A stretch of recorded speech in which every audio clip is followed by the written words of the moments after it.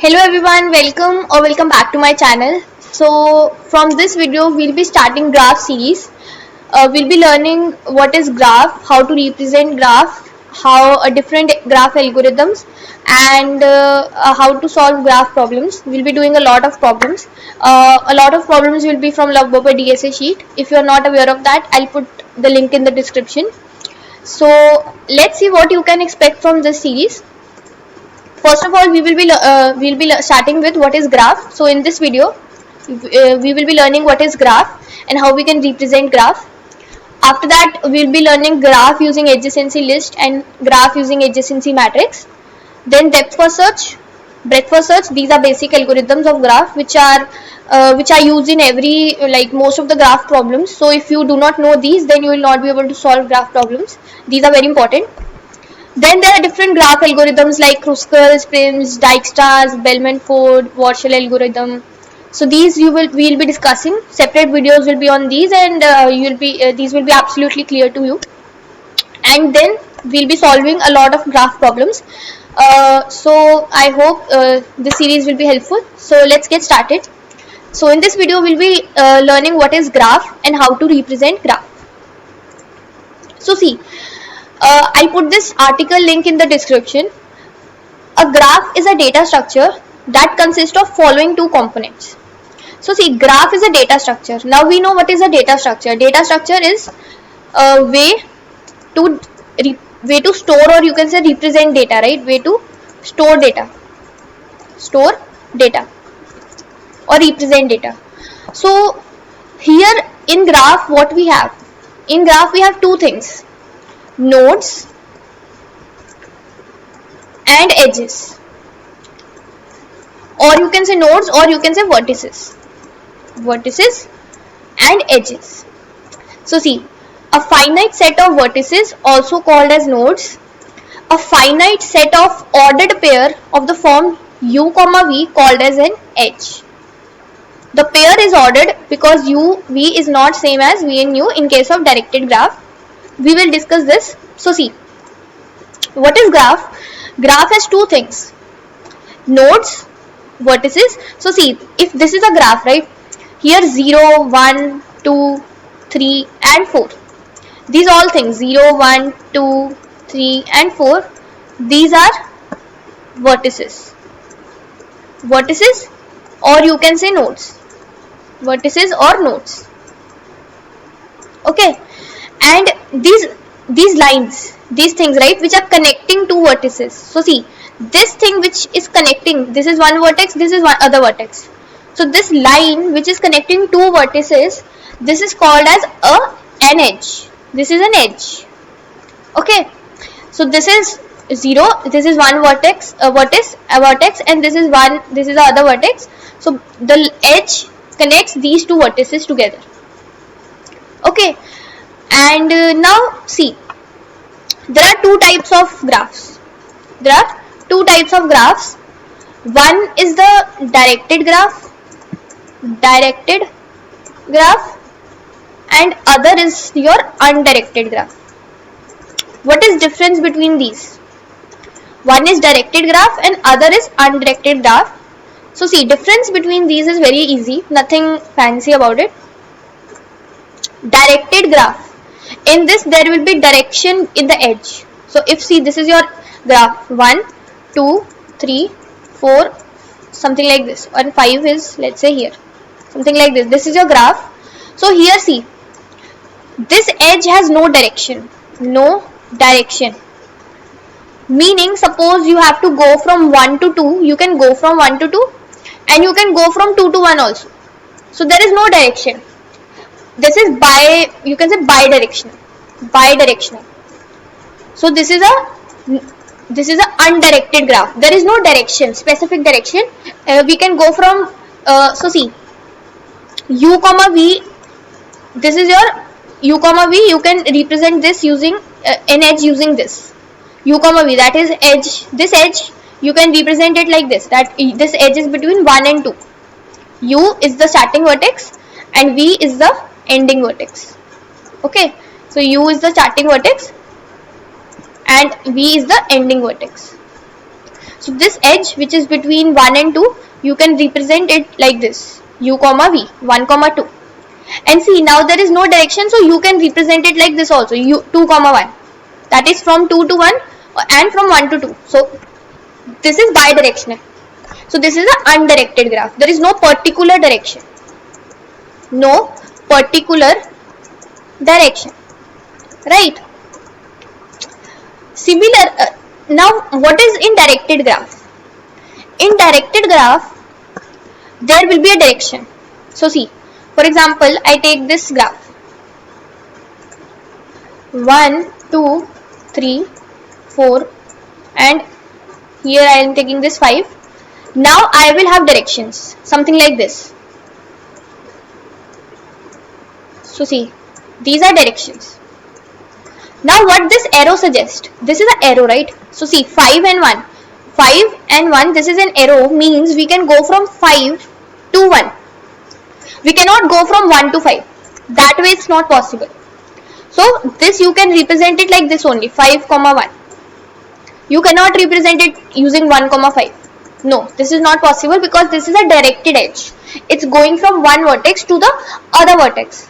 It's not bidirectional, it's only unidirectional. So this is just the difference between directed graph and undirected graph. In undirected graph, edges will be bidirectional. You can go from one vertex to other and other vertex to the other vertex.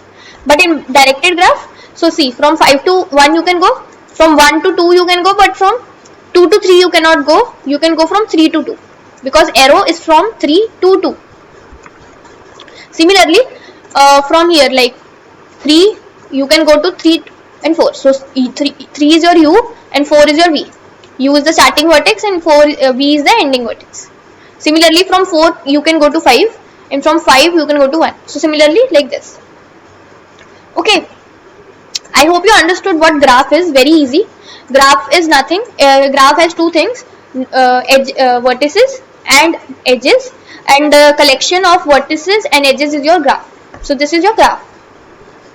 Okay, so these are some, like they have written here that graphs are used to represent real life applications, basically city or telephone network, LinkedIn, Facebook.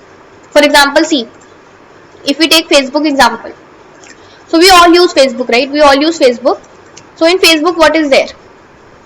For example, let us take, this is A person and this is B person and this is C person. So you can take A, B, C persons as your, these persons you can take as vertices. These are your vertices. And for example, A is a friend of B and B is a friend of C. Basically they both are friends. So if they are friends, so there will be unidirectional because this will be also a friend and this will also be a friend. So basically this graph you can use to represent this kind of structure, right? A is also a friend of B and B is also a friend of A. Similarly, B is also a friend of C and C is also a friend of B. Okay, so these connection, like this connection is your edge. Okay, so similarly LinkedIn, Facebook, all these examples, like in Facebook each person is represented with a vertex. Each node is a structure and contains information like person ID, name, gender, like this. Okay, I hope you understood what is graph. So this was basically theory of graph, what is graph and different types of graphs, directed and undirected. Now let's see how actually we represent graph, but we will not see the using code right now, how to represent graph in code. That we will not see, that we will see in the coming videos. But just for the for theory based, we will learn how we can represent graph.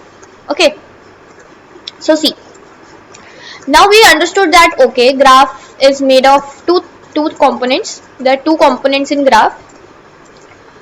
One is your vertices and second is your edges, right? Vertices and edges. Now the thing is how to represent graph, how we can store this information, like which vertex, like for example if here this graph is there, let's say we have this graph, so I am taking this graph only, this in the example 0 1 2 3, and 1 is connected with like this, and 4, and something like this. This is the graph, right? And I think there is an edge between 4 and 1 also. So this is an undirected graph. Okay, this is a undirected graph. Now see, we understood what is graph, but the thing is, how we will store this information that 0 is connected with 1 and 0 is also connected with 4, 4 is connected with 1. How we will know that, right? That is the thing, how we will know that. So that we can store this information we can store using two things. Either of these we can use. Either we can use something called as adjacency matrix, okay, or we can use something called as adjacency list. Adjacency matrix, adjacency list. So first of all, let's see how we can represent graph using adjacency matrix. So see guys, when I say represent graph, it means how to store the information of graph, that which node is connected with which vertex is connected with which vertex, right? What are the edges, like that. So let's see using adjacency matrix first. So see here, first of all, so there are how many vertices? 1, 2, 3, 4 and 5, right? There are 5 vertices. And how many edges are there? Edges I will mark by yellow. So 1, 2, 3, 4, 5, 6 and 7. I think there are 7 edges. 7 edges. Okay. So now see. Let me just erase these quickly.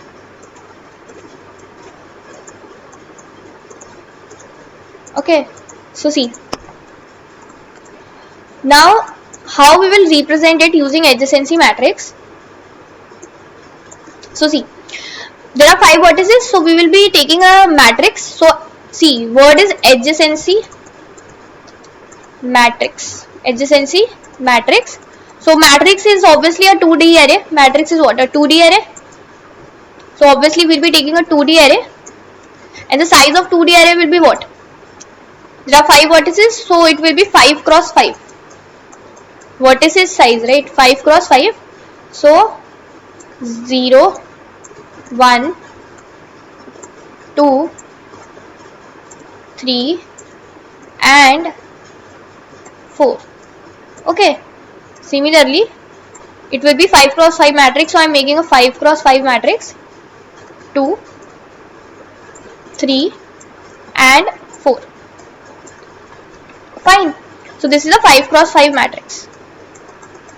So how we will store this information? See, 0 is connected with 1. 0 is connected with 1. So this 0 is connected with 1. So here I will initially everywhere will be 0.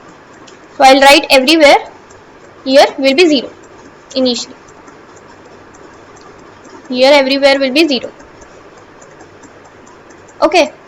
Now see, 0 is connected with 1. So 0 is connected with 1. So here in place of 0 I will write 1. 0 means no connection, or you can say no edge. No edge. And 1 means there is edge. There is edge. So 0 is connected with 1. So see, 0 is connected with 1, right? There is an edge between. So 0, 1, I am writing here 1. And 0 is connected with 4 also. So 0 and 4, here it will be 1. 1. Fine. So I hope you understood how we are connecting. So just pause the video and try to complete this matrix by yourself. So now see, 0 we have done. There were 2 edges with 0. We have included both. Now we'll go to 1. So see, for 1 it's connected with 0 also, it's connected with 2 also, 3 also and 4 also. So here 1 is connected with 2 also, 3 also, 4 also. So 1 is connected with 0, here 1 will come. 1 is connected with 2 also, so 1, 2, here 1 will come. 1 is connected with 3 also. 1 3, here 1, and 1 is connected with 4 also, so 1 4, 1 will come. Okay, similarly see 2 is connected with 1, 2 is connected with 3. There are only 2 connections, so 2 is connected with 1 and 2 is connected with 3. 2 is connected with 1 and 2 is connected with 3. Similarly 3 is connected with 4, 1 and 2. 3 is connected with 4, 1 and 2. So here 4, 1 and 2, so 1, 2 and 4, and similarly 4 is connected with 0, 1 and 3. 0, 1 and 3. So see, this is your adjacency matrix. Now this matrix will show you which edge is connected with which. So this graph we have represented it using a matrix. So I can definitely say by looking at this matrix that there is an edge between 2 and 1. So 2 and 1 there is an edge. There is an edge between 2 and 3. Something like this. Then there is an edge between 4 and 1. 4 and 0. So 4 and 0 there is an edge. Then there is an edge between 4 and 3. So something like this will be there. Similarly 0 is connected with 1. So 0 is connected with 1 like that. And 0 is connected with, is 3 also. So something like this. So in this way, right, we can make this whole graph again using this matrix. By seeing this matrix. Something like, we can make this graph. So I hope you understood this. Now see. There are some now we will see other way we can represent graph. Then we will discuss the pros and cons of both the methods. Adjacency matrix we have seen, right? Now we will see adjacency list. So we will be seeing adjacency list now. Adjacency list. And this is, see here what we do. Let me draw the graph again. So it was 0, 1, 2, 3, then there was 4, and then here it was connection, and 1 was connected with like this. Something like this was the graph, right? And this is undirected graph. So see, now if I make a adjacency list, what I will do, 5 vertices are there. So I will take 5 vertices, 0, 1, 2, 3, 4, and I will, like, basically this will be an array or vector or a array list, anything. So here with this 0 I will be connecting what 0 is connected to 1 and 4, so 1 and 4, something like this will be there. So for each vertex, right, we'll be having a list. And that list will be containing all these vertices with which this vertex is connected. For example, 0 is connected with 1 and 4, so 1 and 4 is stored here. Basically this is itself a list. For example, this will be itself an array, 0, 1, 2, 0, 1, 2, 3, 4, and at each place here itself there will be a list. Here also there will be itself a list which will tell us that this 0 is connected with what? 1 and 4. Similarly, this 1 is connected with 0, 2, 3 and 4. So 0, 2, 3 and 4. 0, 2, 3 and 4. Something like this. Okay, I hope you understood. Then 2 is connected with what? 3 and 1. 1 and 3. You can write 3 and 1 also. So then 3 is connected with the 1, 2 and 4. And 4 is connected with 0, 1 and 3. So this is how we store adjacency list. Like this graph, we can easily know that 0 is connected with 1 and 4. Like this, we can make a graph. Then 1 is connected with 0, 4, 2 and 3. Something like this. So we can make the graph, right? Now see guys, here this adjacency list is like we have an array, and this at each position there is further itself an array, right? So I hope you understood adjacency list as well. So see, now there are some pros and cons, right? Adjacency matrix also, and this is adjacency list. Now what you might be thinking that see, for some people they find adjacency matrix easy. For some people they like doing with adjacency list, right? Both are correct, right? But there are some pros and cons with each method to storing graphs. So basically, see, the thing is that we are storing graphs. It doesn't matter how we are storing, or like we are using matrix or list, but sometimes in the problem they have given matrix, or sometimes in the problem they have given adjacency list to represent graph, right? So then we have to know how to deal with both of them, right? So see, here they have written that we can use adjacency matrix and list. And some pros. See, pros of adjacency matrix: representation is easier to implement and follow. Removing an edge takes O of one time. So see, for example, I am saying that in this graph is there, right? I am saying that there is no edge between 0 and 1. Okay, so for example, if I have to remove this edge, right? If I have to remove this edge from this graph, so from this representation, like now in the graph 0, 1 edge is not there, right? So 0 and 1 in the matrix, earlier it will be 1, right? Because there was an edge. 0 and 1, see, there is 1. But now since there is no edge, I have to remove this edge, so I will turn it to 0. So here I will write 0. So what I can do, simply I can, whatever vertices are there, 0, 1, I will just simply change 1 to 0. And that way there is, this edge is removed. So this is very easy, right? It's O of one time.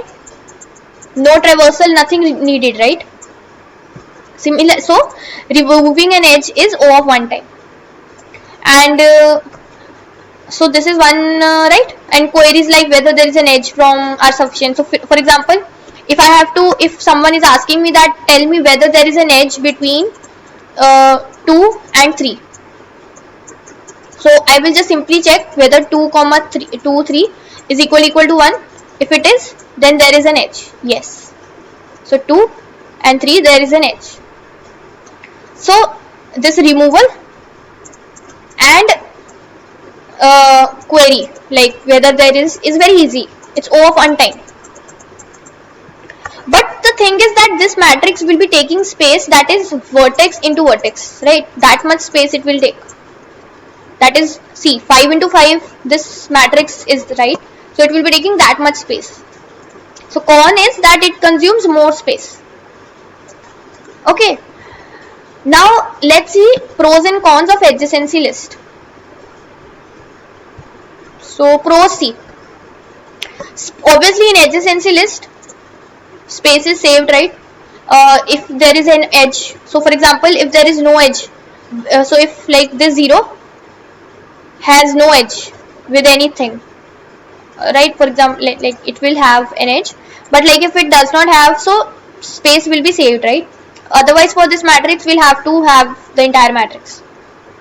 So space is saved first in adjacency list. Second, here cons is that query like whether there is an edge from vertex U2 are not efficient and can be done O of V time. Okay, for example, if I have to check whether there is a edge between 1 and 4, so what I will do, I will go to 1 here, then I will go to each element here, 0, 2, 3, we'll check whether 4 is there or not. Yes, 4 is there. So that means here there is an edge between 1 and 4. 1 and 4 there is an edge. So this might be O of V time. Maybe, for example, there might be V vertices here, na? So we'll have to go to entire at the last, like that. So the worst case is O of V time. So this is not efficient in adjacency list. Space is optimized, but this is not efficient.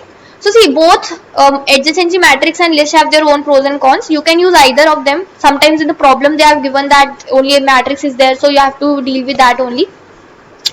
But I hope you understood what is adjacency matrix and adjacency list. If you have any doubts, let me know in the comments. If you found the video helpful, please like it.